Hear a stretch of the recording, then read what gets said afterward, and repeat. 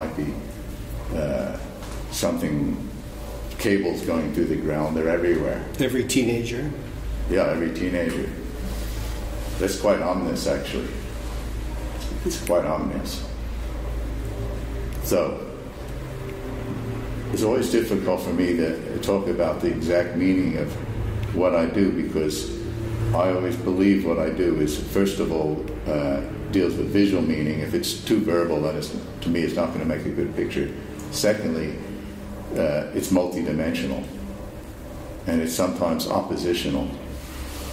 So, in this book, for example, there's a lot of things that are disturbing, but there's also a lot of absurdity in the work, and there's wires that almost have a playfulness, like in a clay painting, but they're wires that are ominous. So, what is the meaning of the wires if they mean two different things? Well, in English, there's certainly not a good word for this.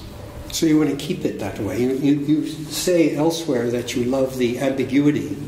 Yeah, I mean, and the mystery. Yeah, I mean, I think for me, I would never try to explain the work. The picture has to transform your subconscious or get in your subconscious. I say faster than you can blink. It works fast. Your mind works real fast. It's not the speed of electricity.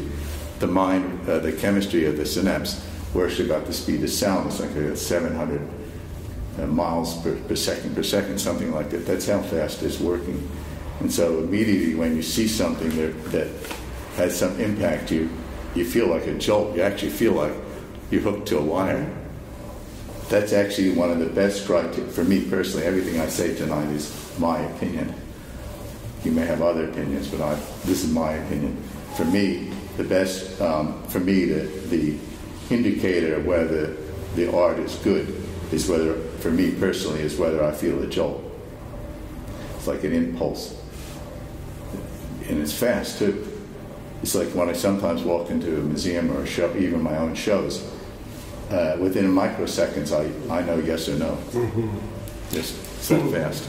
I find I have a kind of model, it's not very scientific, but looking at photographs as I have for 30 or 40 years now, trying to think about them, I find they either achieve the threshold where they hold mystery eternally for me, or they don't. So that I can look at a photograph, let's say, I don't know, Cindy Sherman, be attracted and impressed, and then it doesn't quite make it to the threshold. I can't look at it again.